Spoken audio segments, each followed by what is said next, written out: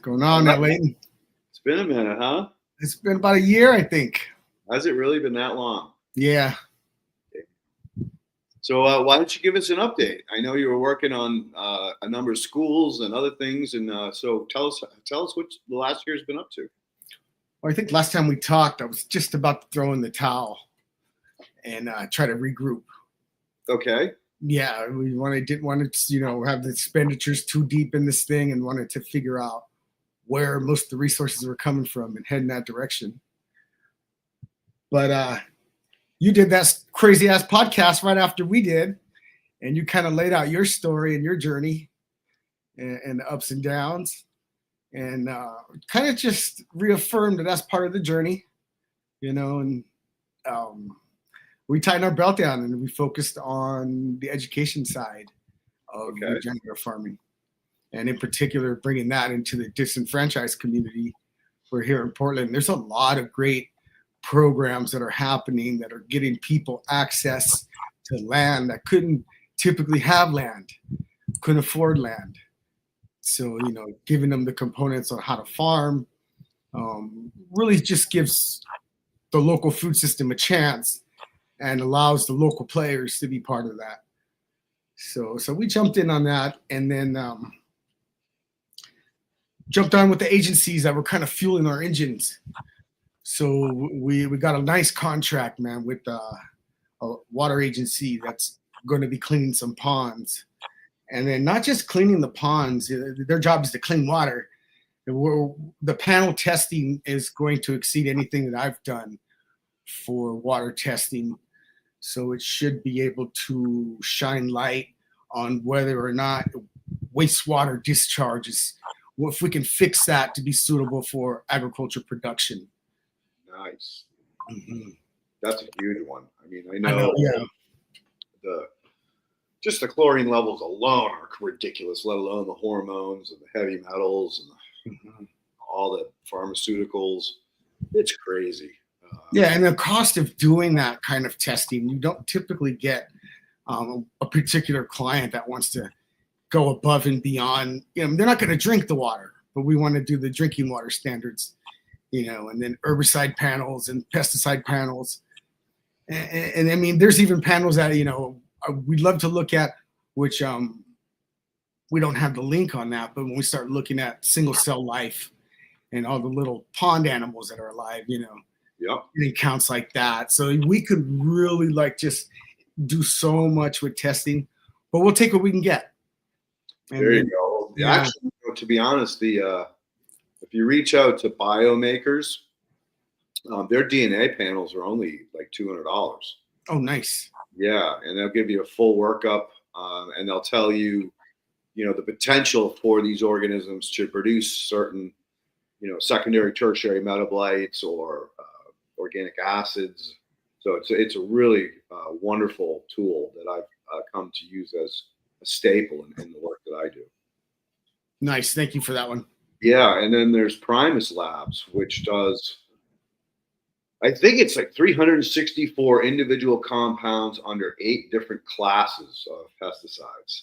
So it's the most thorough company I've found that can do that.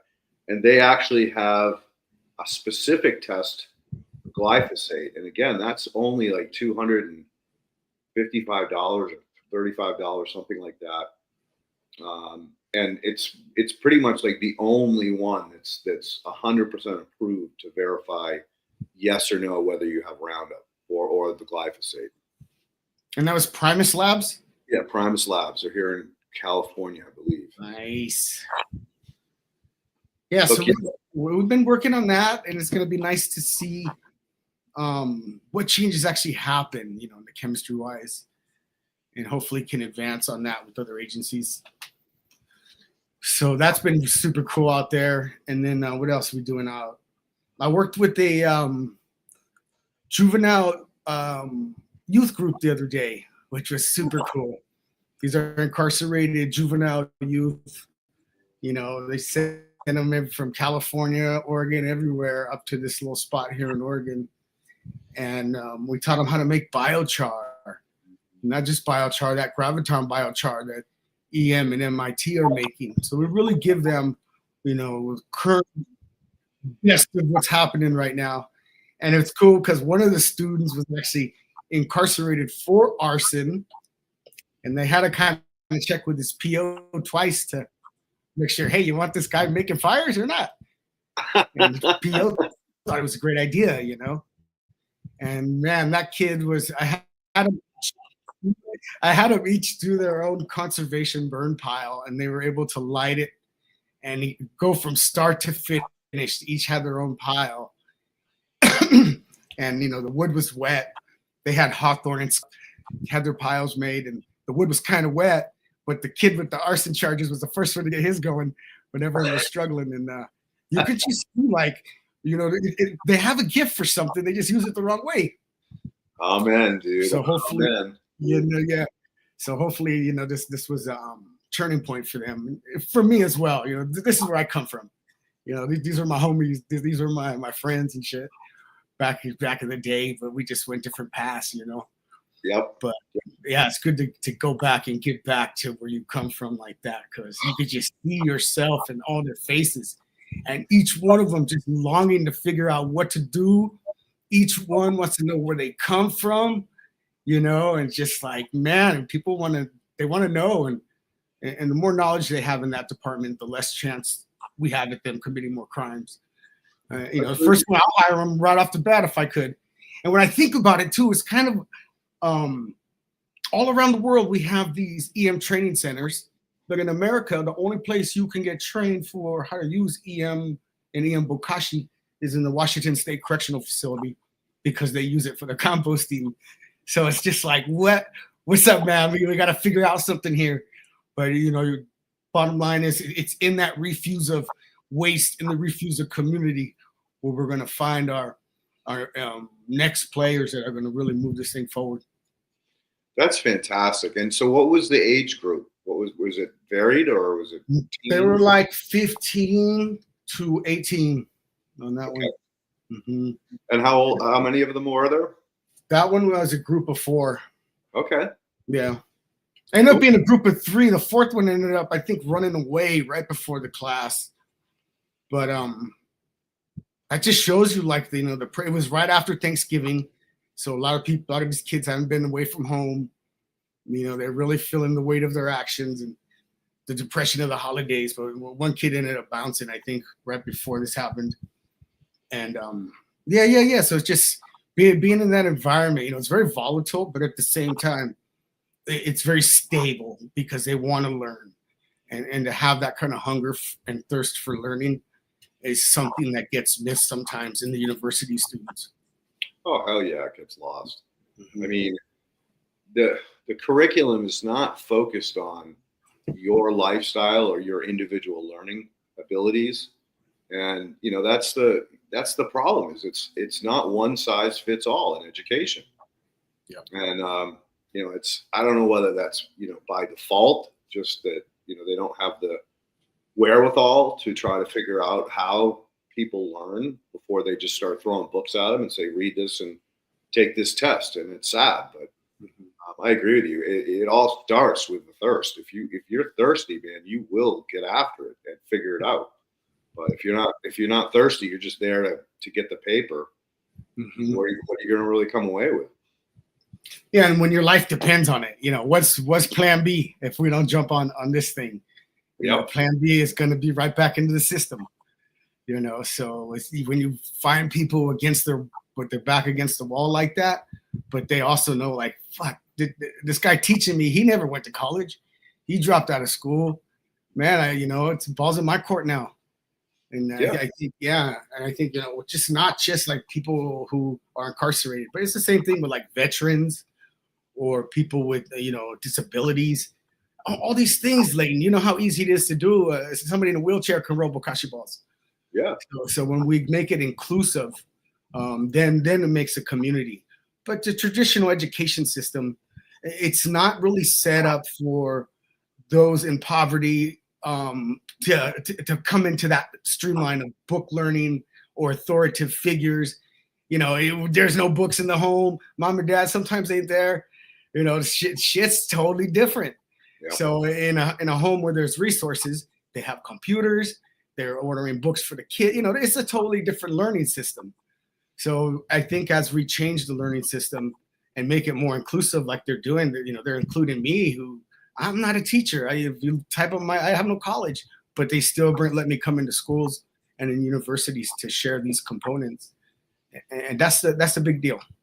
I know it's so rewarding. I mean, I was blessed. I got to go to it's kind of an alternative high school that came out and did a compost workshop with a good friend of mine, Dr. White, and here in Ojai. And at the beginning when they first come out and they're kind of like standoffish and kind of like trying to make sure that they don't look, they got to remain cool, and the posture that these kids make, especially the seniors in high school. And once we got them, comfortable with what we're talking about, and hands-on, we had them screen some compost out, and then we looked through the compost that was screened for different kinds of bugs.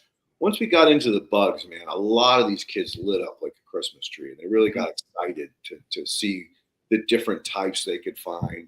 They were excited, like they found an albino roly-poly isopod, and that was the only white one in all of the bugs that we found. And so that kid was really excited.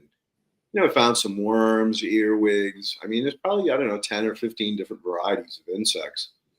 And then once we were done that, then we took the screen compost over to a raised bed and kind of cultivated it into the soil, and then planted seeds. And here again, the kids that were most hesitant, that were more standoffish, once you gave them some seeds and said, hey, just poke your finger in about an inch and drop the seed in it, smooth the soil over and do it again.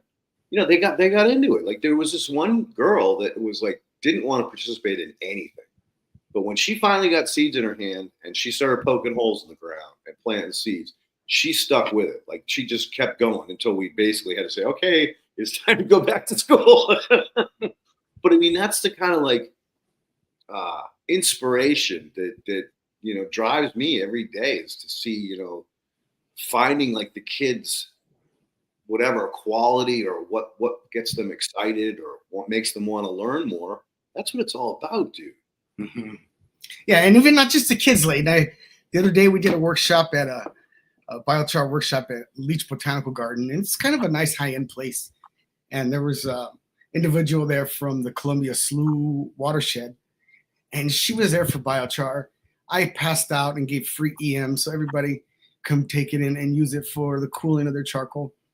I got an email a couple of days ago and says, hey, review this video I made. And she made this whole video about how to make and extend the EM and why is it good. But during the video, she was like a kid. You can tell she was refreshed.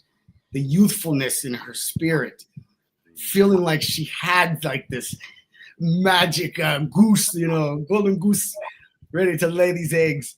You can just see it rejuvenates the old, it rejuvenates the young, and it's just what we need more of now, because there's a lot of other stuff going on to make us tired. Yeah, it's definitely a crazy world. I mean, I'm very blessed in the fact that I'm in science, and right now the science is like finally come to, the ivory towers are coming down, and we have access to white papers and information that was locked away from us for years.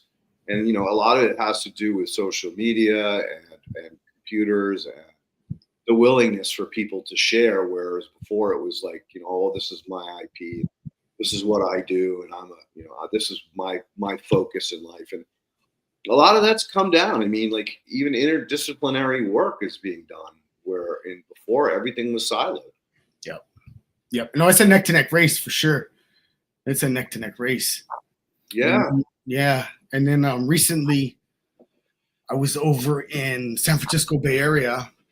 I'm part of the Suscol Intertribal Council, and they had a San Francisco Bay Estuary conference, and it was all big agency out there. And they gave us the stage to talk about whether bokashi could be the solution to pollution in the San Francisco Bay Estuary. And it was just me and the EPA, Leighton. Nobody else on the panel.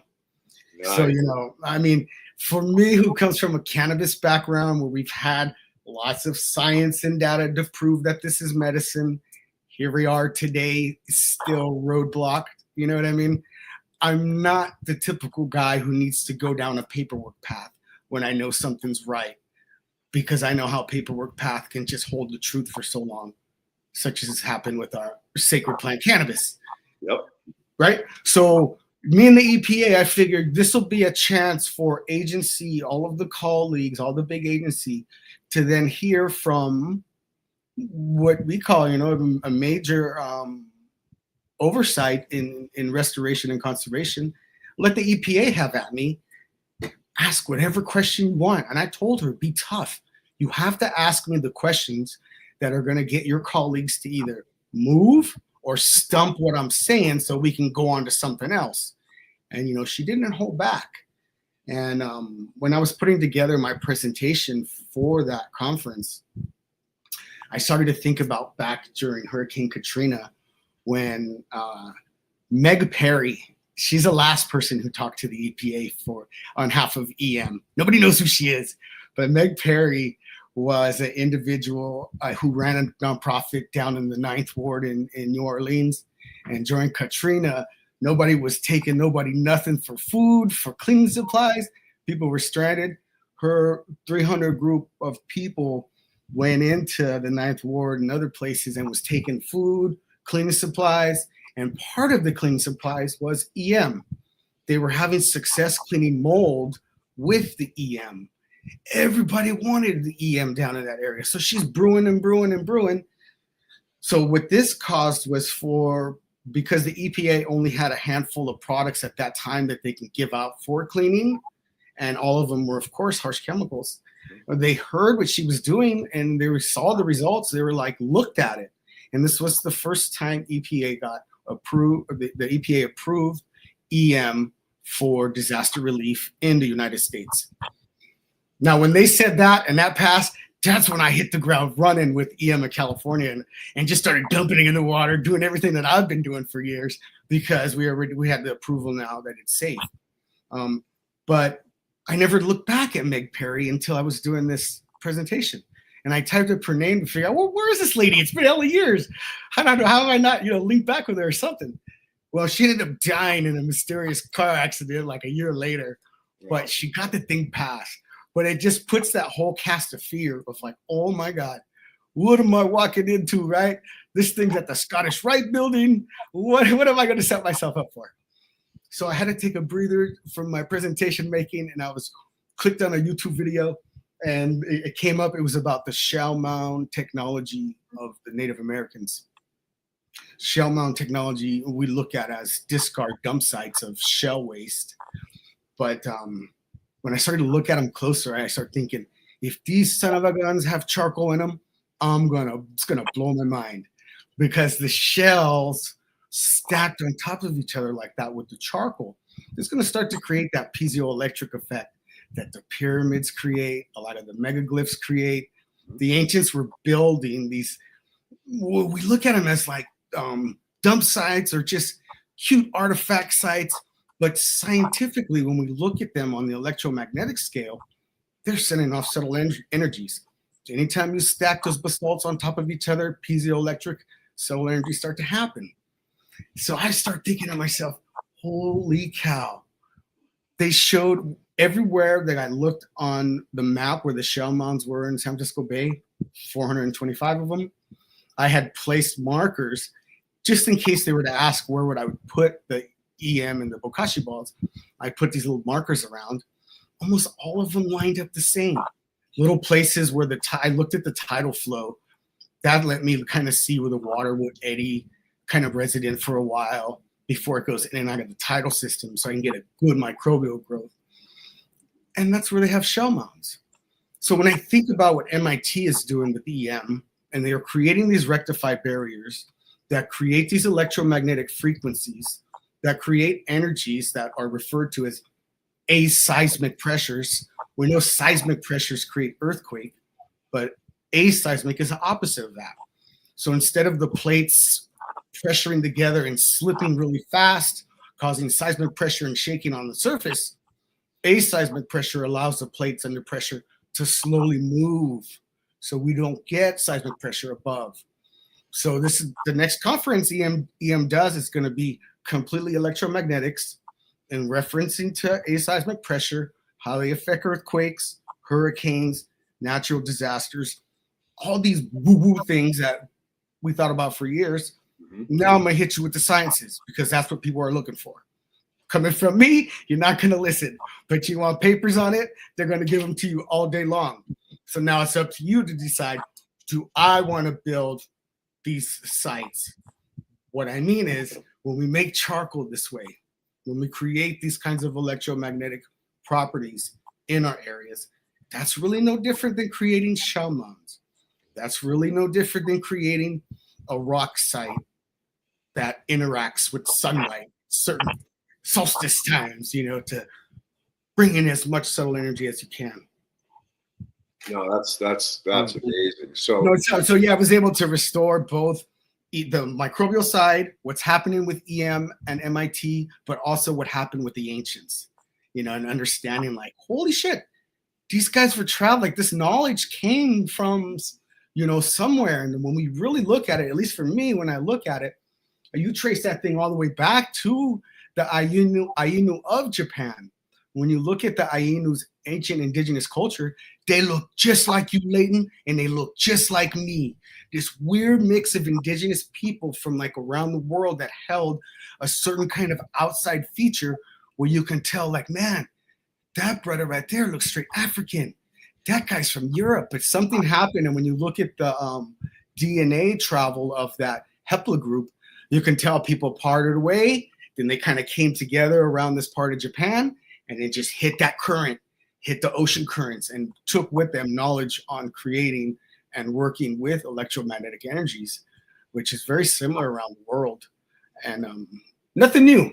We just have to kind of rebuild it now and keep going on it. You know, it's like the tech gets buried. You know, every time a culture comes to a head, you know, that's when you see the loss of what was known or what was commonplace prior. So, you know, and how many times did it happen in the course of humanity? Just, you know, hundreds, if not hundreds of thousands of times. We don't really even know. I mean, there's a lot of talk that, like, the pyramids were there 4,000 years before the Egyptians ever showed up and stuff like that. So, yeah, the Egyptians got credit for it, but they shouldn't have. There should be further research to figure out, well, if they didn't build them, who did?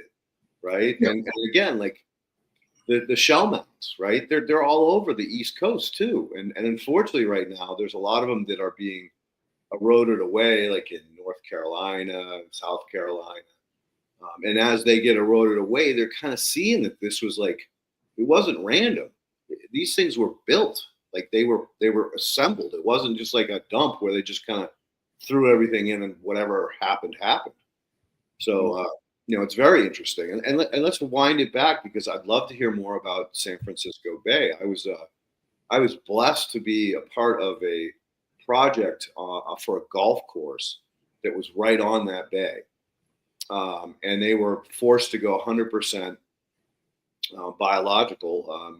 They chose pretty much most of their preparations were natural farming, but they also delved into a little bit of compost making and compost extracts. And he was doing a wonderful job with like no budget, dude, like no budget. And I was just like, you know, really ecstatic to see the drive in this guy and his partner there, his assistant, who had accomplished this with almost no resources. So to have like the, you know, EPA involved in trying to purify the bay and probably a lot of the runoff that's coming from the surrounding communities, that's amazing. So where did it end up going? Man, I mean, everything was set at that conference, Leighton, for it to manifest and grow. And what I mean was, like, I felt like I was still in Portland. What they did at the conference, they incorporated art so heavily into the theme so that these new ideas didn't like shock the very tight conservative directors and things that were part of the conference. What I mean is like they hired a performing arts theater group, which is they looked at the menu of the presenters and they basically made a story of song, dance, poetry to kind of work all these ideas in. They were singing about beneficial microbes, fermented organic matter, all in a very tasteful theme. But that being said, everybody just my room that I had the talk in was full. People stayed an extra 20 minutes. We had to like get everyone out because the next speaker was coming in. So everyone was pumped up. But as I told the agency, what takes them so long to move, this is my experience with working with City of Portland, BES that we have out here and in California, is nobody wants to learn nothing new on their own time. They're waiting for a grant. They want to get paid for every minute.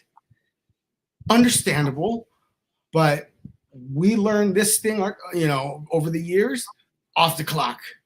And people are going to have to kind of do that, a little bit of that themselves, because they're stuck in such a box thinking.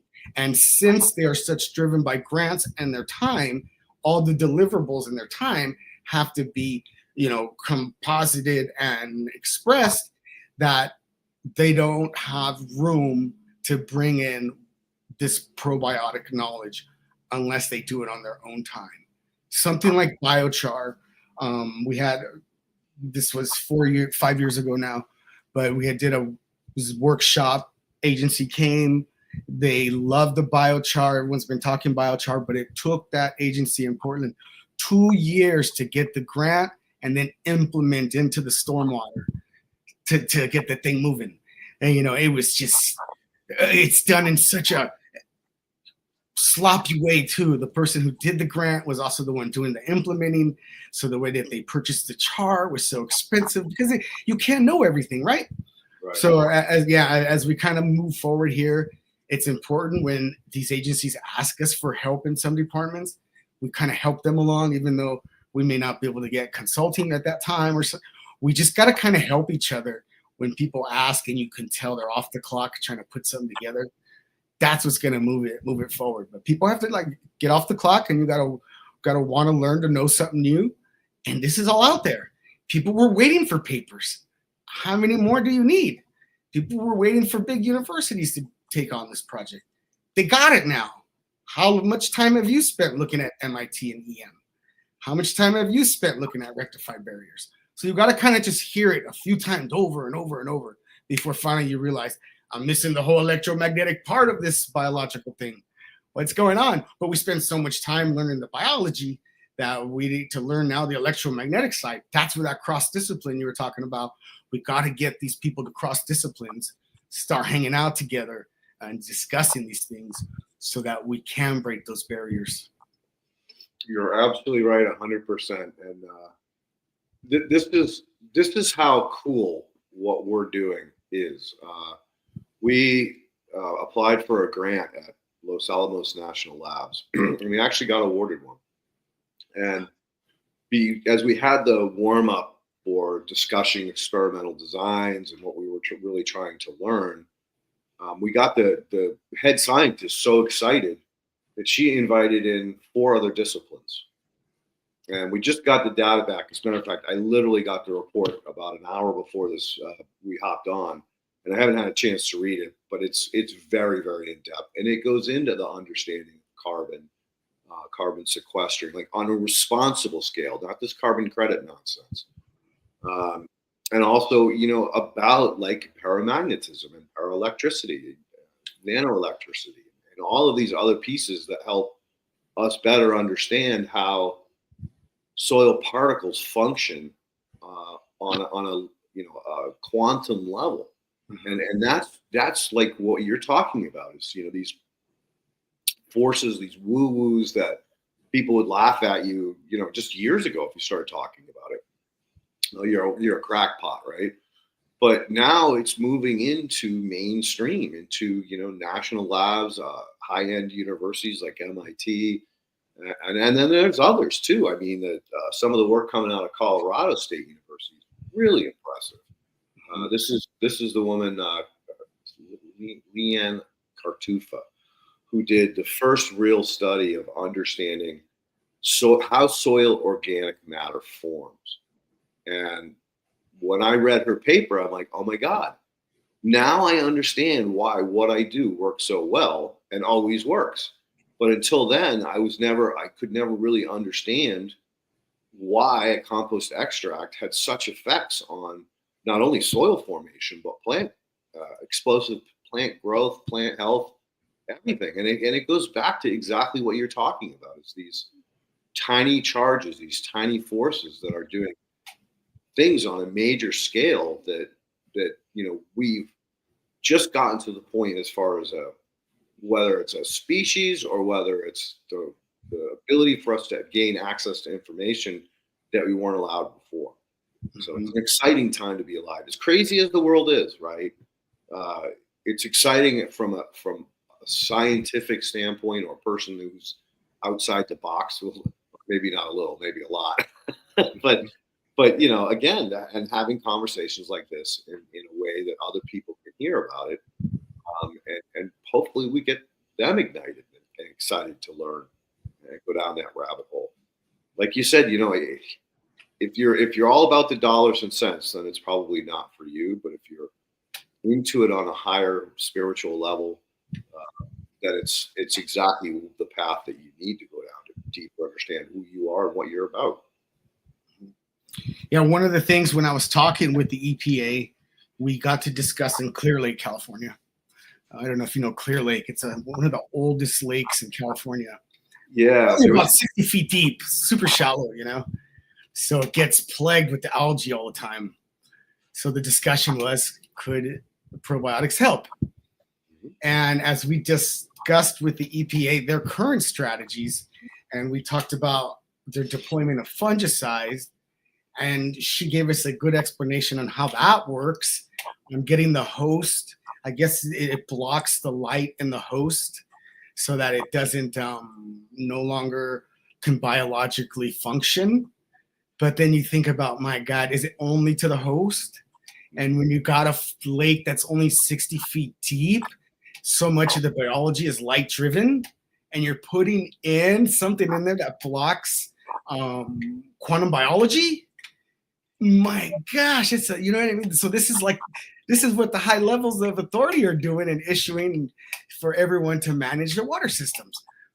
But a simple conversation, and I think that's what we need, conversations with them. We realize if we're discussing microbiology and quantum biology, and yet we're using this fungicide that stops the function of light, what go on with that? It's a death sentence. So we had times like that during the conversation. The things we're deploying in the watersheds is detrimental to all the biology, and we're never going to get a handle on it. Not to mention the people. Yep.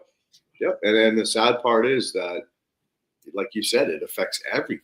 And then typically in that situation, what comes back first is the pathogens, because there's no competition.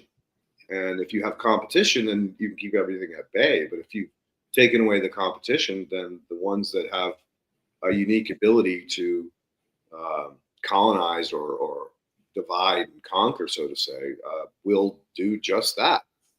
That's always been the force behind viruses and free radicals, is to keep things in balance so that one thing doesn't run away with everything.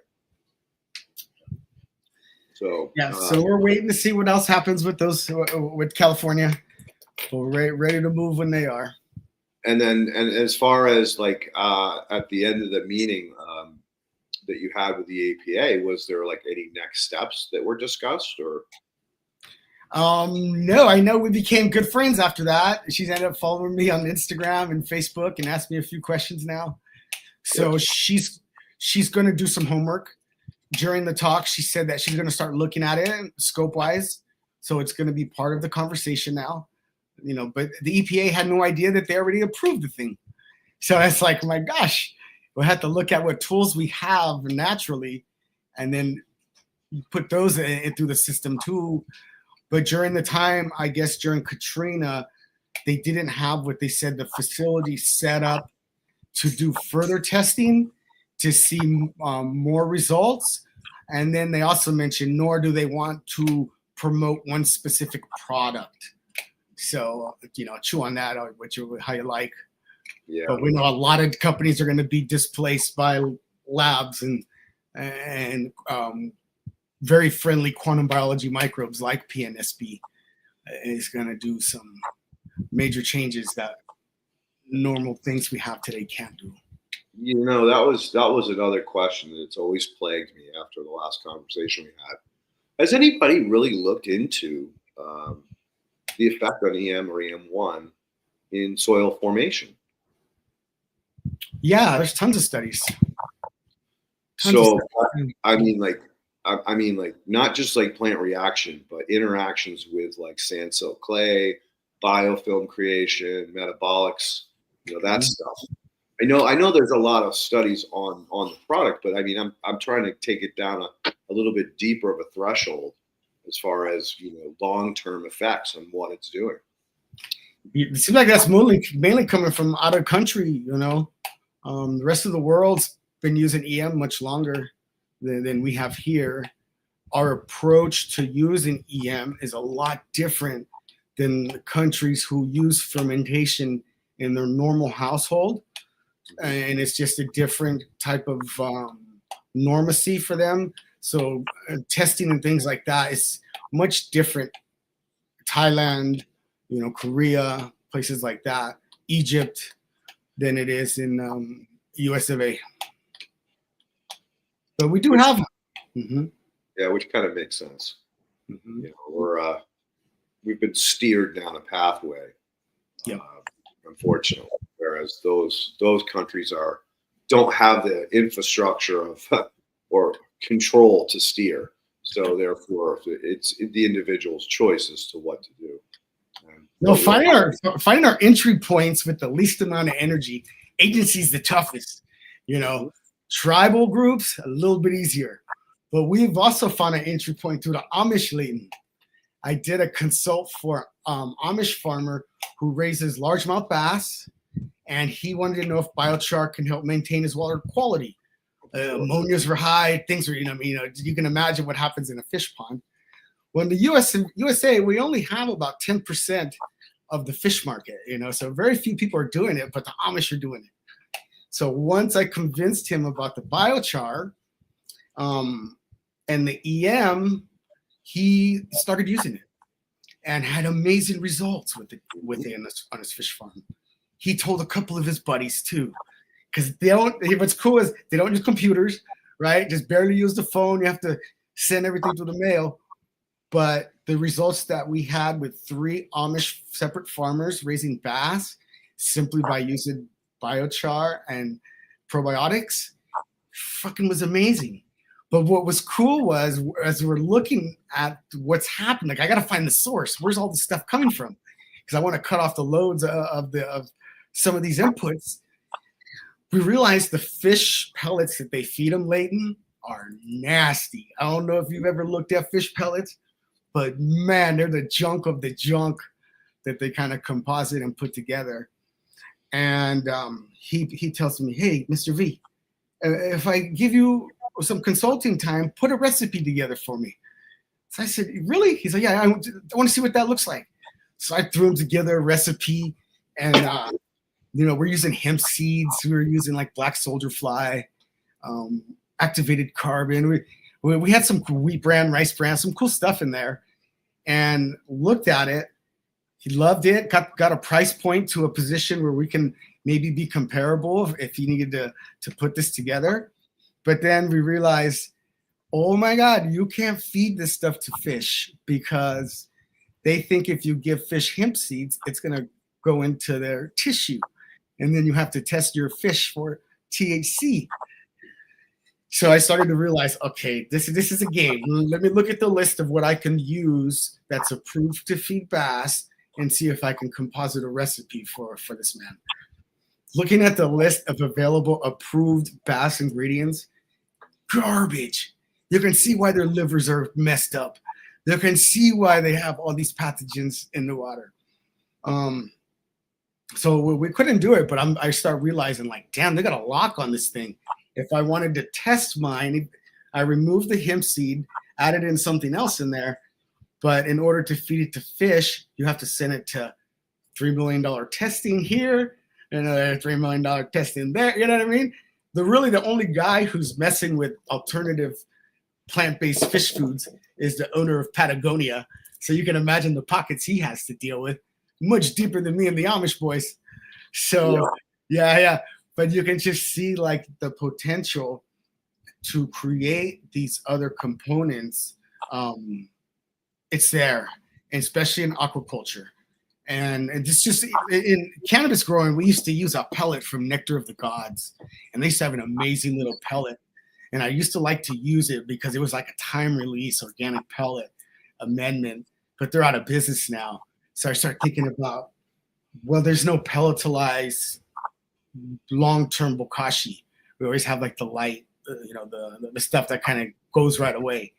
But when we can add in different things in a pellet form, it just gives the less input for production farms sending guys out there throwing top dressing.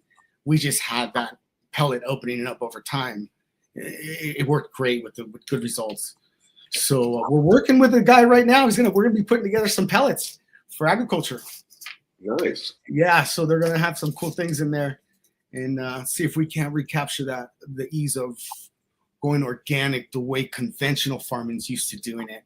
You're kind of mimicking what they're used to, but having all the organic components. And then for EM, it's nothing new. In Japan, they have a facility where they take all the garbage waste from people's home and they give them bokashi buckets to let them ferment it at home, collect it in the truck, bring it to a plant, turn it all into pellets, and then distribute those pellets out to the farmers. So this plant has been going for 20 years. So pelletized bokashi is something that hasn't caught on in the Americas, but all over the other countries, that's how they're running it. So I tend to think that it's going to become a lot more popular because there's a lot more farmers who are open to this discussion or conversation. In that project with Lano, one of the things was we found we have to identify farms or ranches that were willing to work with us to apply product on scale, and then allow them to do the testing and proof out the value of this. And it's bokashi, dude. It's the same damn thing. It's food waste, carbon, nitrogen sources. Yep. And so far we had 3 farmers who were extremely excited about these alternatives because it's a fraction of the cost of NPK. And they also are understanding that, oh my God, it's going to help build soil structure and tilth, and it's going to prevent runoff and erosion and save us water. I mean, it's like, finally it's come to a point where people be more open-minded. And if you actually start producing a pellet or a slow release pellet, I bet you, just with my contacts and your contacts, we could probably move a lot of that material. But again, you gotta have something to move first. Mm-hmm. That's the pellets. They can go right in the hoppers, so that's something they're already doing. Yep. The pellets got the bokashi and the char. Stuff like the muncher juice that goes right into their injections. You can put it right in the injection. Yep. So it's things that they're already doing that they don't have to change. That gets them to jump on board a lot easier, and the results are super quick, like with those things. Yeah, they see it. Right? It's like they get to touch Jesus' palm and say, "Oh, there's the nail hole. I guess you really did get crucified." And then the bad component is if we're taking it from waste material, everyone feels good about it. And we feel good on the production side. It's not costing us, but you're really delivering just something that's so unique and seasonal for those farms. Yeah, and it's funny that the Amish are taking up the bass aquaculture because bass are really difficult to breed. A friend of mine, Keith Wilda, has extensive experience in breeding out bass for the local fisheries, and he was just like, "You have no idea the difficulty." Unfortunately, he got out of it. He closed his greenhouse. His wife had to go get a real job. She was the breeder, and like everything that was really good that was going down, it tends to get dragged into the mud due to finances, which is really unfortunate. But he was he was talking to a group in New York City that was doing food waste fermentation into feeds, and they ran into the same damn problem you talked about, where it was like only the big boys can play. Yep. And if you want to do this, then you either have two choices. You can't sell or stock your fish because you fed them something that wasn't approved, or you have to go through their approval process. And it's just really sad that it's gotten to that point that good ideas get crushed before they're allowed to come out and get practiced. Yeah, but if we keep talking about it, that's what makes the conversation change. The Amish, they had a conference 2 months ago all around aquaculture. We had 3 people presenting who were our clients. The University of Kentucky, I think, was there. They're the ones who are kind of leading the way in a lot of studies in aquaculture. And you could just see everyone's wheels turning, so we don't care whether you copy the thing or what. We just need alternatives because we'll make one better as soon as this one comes out. But the way that they have the pieces of the puzzle that we can use, it's ridiculous. Some of these are predatory fish. Then some of the things we're feeding them is just no good for the health of the system at all. So back when I was in aquaculture a lot heavier and working with different aquaculture farms, that was always the complaint, was that the feeds come out different every time they run it. And it's not like they, remain consistent. A lot of times the feeds from cow get mixed in with the aquaculture feed and vice versa as they're running through the machines. They're not like cleaning out in between. There's no quality control. This is Cargill. No, the batches are putrid most of the times before they even get them. Yep. So it's just like those kinds of pathogens introduced to a fish right off the bat. It's a death sentence for those little guys. Yeah, and believe me, in the aquaculture industry is wide known that you can lose your tank. So when you get your feed, you got to just slowly feed a little bit and watch what happens. You can't just throw it in there and hope for the best, because people have lost a lot of tanks. And it's, and there's no recourse. You can't go back to the feed company and sue them. Yeah. Yeah. And then, they're simple too. They're just dumping barrels into their 2.5 acre lakes, 3 acre lakes. And they were running oxygen pumps. They don't need them now because, all the circulatory critters and the oxygen producing microbes. So it's just, that's what we're looking for right there. Good results, quick results, and word of mouth sharing means that we can go forward. Agreed. And you know what? There were a couple questions, Ken. You want to jump and see if we can punch those out before the hour? Sure. I thought something was pretty good. Does Cuauhtemoc have products he sells like EM and Biochar? Does he use EM1 or make his own EM1? Right now, I have consulting available at the Ground Culture website. We can do those in person or in Zoom. We don't sell probiotics currently. I do use both SCD probiotics and EM probiotics for all of my work. And SD is in San Diego, I believe. Right? No, SCD probiotics is in Missouri. That's okay. Matt Wood. He's like one of the first 4 people to bring EM here when it came years ago. So he's been in the game a long time. Much respect for him. Cool. So Farmer Cheryl again, what is natural farming where is natural farming being done in the U.S.? Any large scale farms using it? And what do you see is the future of natural farming in the U.S.? Well, that's a great question. So also understand it goes by the name of Korean natural farming. But in reality, Japan started natural farming, but it was adopted in different countries. And so Korean natural farming was actually brought to Hawaii 10 years ago by a gentleman named Chris Trump, or he followed the master, so to say, and then brought Korean natural farming to Hawaii, and then it migrated into the West Coast. And it's being done on scale for sure. I would recommend that you reach out to Chris Trump to find out where his classes are. He's got a tremendous amount of online information, so you could self-do it yourself, or get the support of the classes. There's a lot of camaraderie amongst the people that do it and teach it. So it's pretty open and available throughout. So just reach out to him and let him direct you as to who in your area is practicing this. And also, just to let you know, the Korean natural farming methodology for raising pigs inside was where Master Cho actually got recognized by China, because that methodology is actually so much healthier for the animals, and it's no smell. And when the U.S. went over to Hawaii to research it, it was actually listed in the U.S. now as the best way to raise pigs in the U.S. It's just not very well known that is actually the best way to raise them. But that's just large-scale farming, super easy to integrate. You don't have to buy pumps or nothing. They're usually coming in through the centrifugal pump they're using to already pull their water.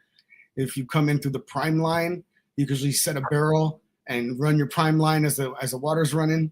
You don't have to change nothing. So that's what's been able to allow them to integrate very easily through equipment they already have coming into the centrifugal pump prime line. Yep, they call those venturis. They're basically operated on suction. So as the water passes by, it sucks it in. So if you're looking into that technology, search venturis, and you can see how easy they are to make. Yep. Great for bringing air into and your water column for your fish. Right. Absolutely. And she's got one more question. How do Leighton and Cuauhtemoc see the new $700 million regeneration agricultural grant to make America healthy again? Yeah, this is amazing.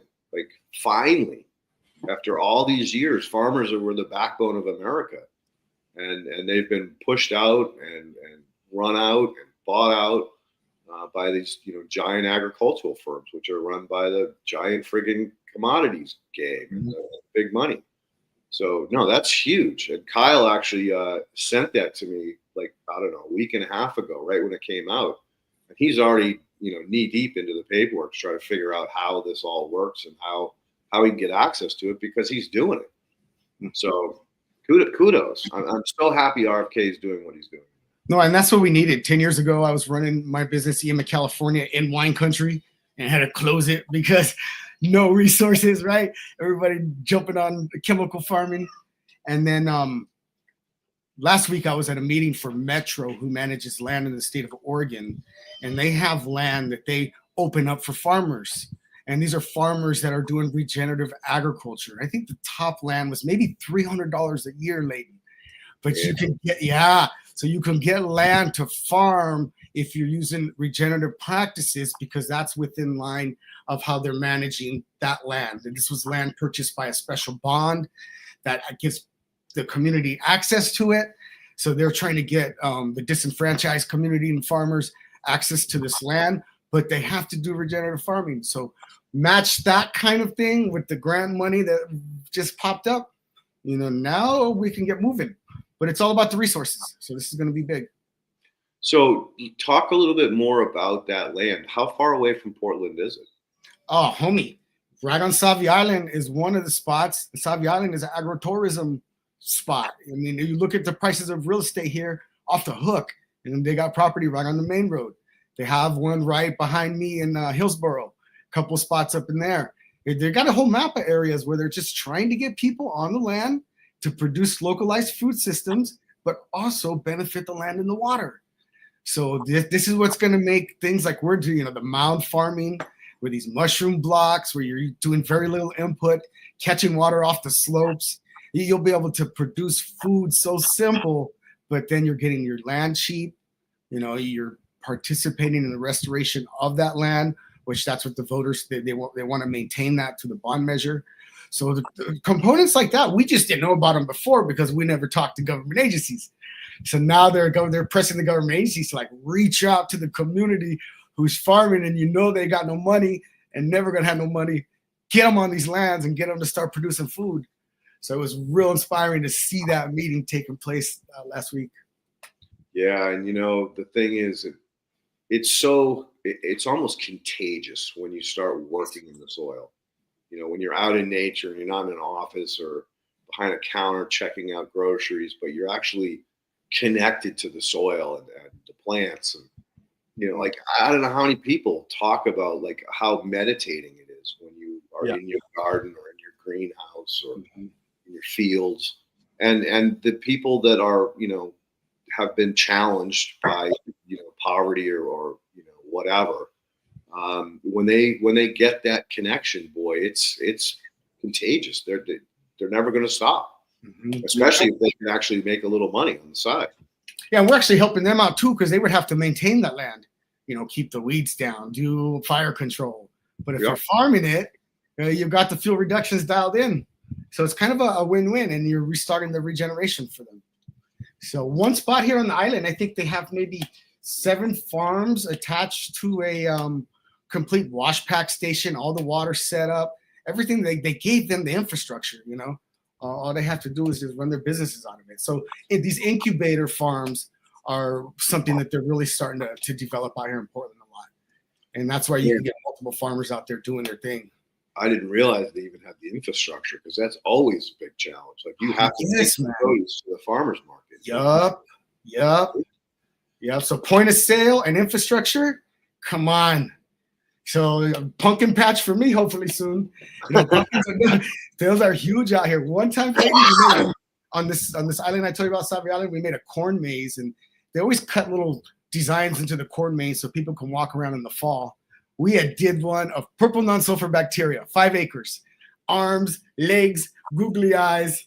So you can see where you can incorporate the regenerative theme as the entire Portland comes out here during the fall to get pumpkins and enjoy the farms.